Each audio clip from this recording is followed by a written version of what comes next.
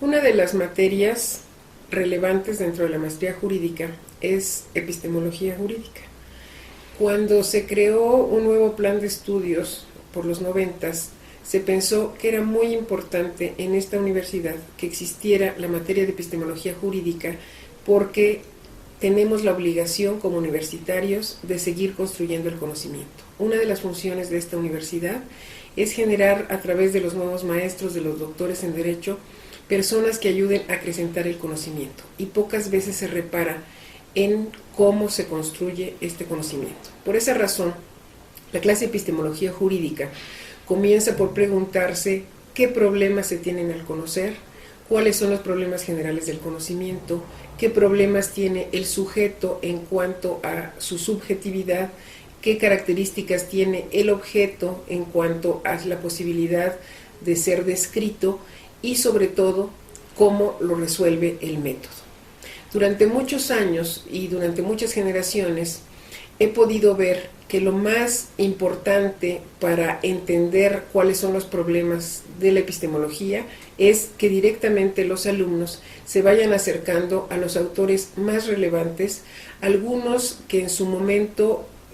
fungieron como un parteaguas en la teoría del conocimiento y otros que se han vuelto clásicos o que rompieron con la forma tradicional de ver las cosas. Para mí es muy importante que los estudiantes sepan por qué, por ejemplo, Hans Kelsen decidió construir una teoría pura del derecho, por qué quiso separar al derecho de todos los elementos que le eran extraños, y en ese sentido los alumnos empiezan a ver de qué manera los hechos y el derecho van teniendo una relación que Kelsen logra separar desde el punto de vista metodológico. Posteriormente vemos cómo construyó la teoría Hart, porque es muy importante el comparar esta regla de reconocimiento que él plantea para saber cuáles son las normas que pertenecen a un orden jurídico y contrastarla con la norma fundante básica de Kelsen. De esa manera los estudiantes van viendo uno a uno los problemas epistemológicos con los que se enfrentan y por supuesto no van quedando del todo satisfechos porque no hay una teoría que sea tan completa como para decir todo quedó resuelto en ese momento, porque además una de las pretensiones es de que ellos sigan haciendo una labor propia al terminar el curso. Posteriormente nos dedicamos a ver a muchos de los autores realistas que ven en la eficacia del derecho, en el derecho en acción, en el derecho vivo, su aplicación práctica, y se ve sobre todo por qué razón en México el Poder Judicial comenzó a jugar un papel completamente distinto al que por años mantuvo, y en ese sentido se ve el derecho en acción desde la aplicación que del derecho hacen los jueces y no solamente con la obediencia de los particulares. Terminado esto, se da un salto muy importante a otros autores contemporáneos y sí se analizan las teorías que tienen que ver ya más con el siglo XXI. Teorías que analizan la complejidad, teorías que exigen ver al derecho interactuando con otros sistemas y no al derecho aislado, porque parte de los problemas que tenemos en la formación de los abogados es que muchas veces un abogado se siente muy cómodo en el mundo de las normas, en el mundo del deber ser, y no necesariamente toca la realidad.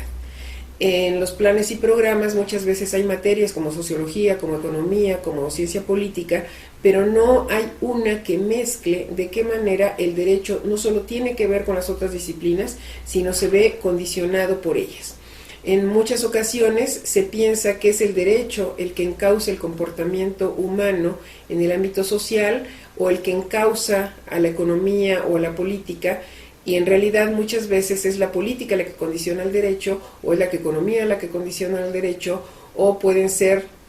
elementos sociales que lo van transformando. Por esa razón es muy importante dentro de la clase de epistemología que se termine revisando una teoría de sistemas tan compleja como la de Luhmann, que nos enseña no solo que es muy importante reducir la complejidad para poder trabajar el derecho, y cómo, aunque no se pueda separar de todos los elementos que le son extraños, como hubiera pretendido Kelsen,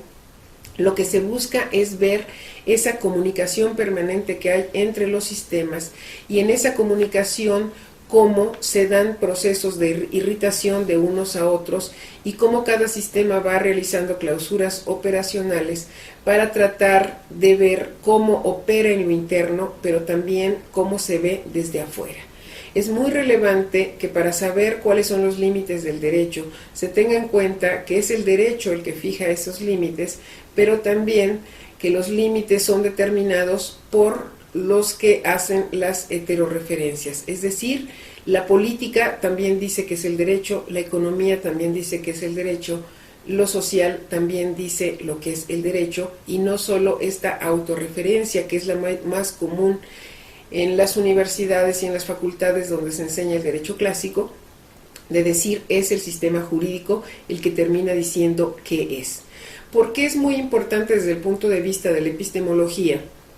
tratar de ver cómo se da la interacción con los otros sistemas? Porque una de las funciones de la universidad, además de construir conocimiento, es tener un impacto fuera de la universidad, es decir, que lo que se enseña en las aulas trascienda y ayude a resolver los problemas que afectan a la comunidad. Si algo tiene nuestra Universidad Nacional es estar inserta en el mundo al que nos debemos. Prácticamente, si un estudiante no tiene las herramientas necesarias para poder enfrentar el día a día de su práctica profesional, es muy difícil que nosotros podamos decir que se ha tenido éxito en su formación. El éxito en la formación va a tener que ver, sobre todo a nivel de maestría,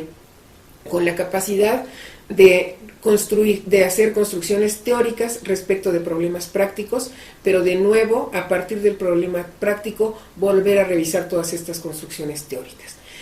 En la clase de epistemología no se dan soluciones acabadas y únicas. Cada uno de los alumnos puede terminar viendo desde su propio punto de vista cuál es no solo la mejor teoría, sino cuál es la teoría que consideró inacabada para seguir contribuyendo con su tesis de maestría o de doctorado en esta construcción que además es infinita.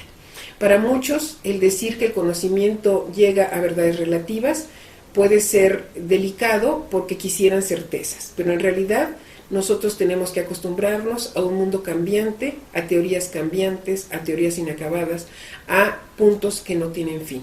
Por eso, muchas veces, el tiempo de duración del semestre es el tiempo de reflexión guiada por el maestro,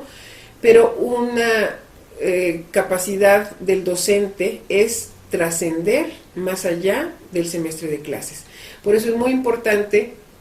que a través de estas cápsulas que el posgrado está promoviendo, sepamos que tenemos que seguir acudiendo a los libros y que los maestros son una guía muy importante para tratar de resolver los problemas fundamentales del conocimiento del derecho, pero que la tarea en el aula no se queda allí acabada, sino que se tiene que ir contrastando todos los días con la práctica profesional.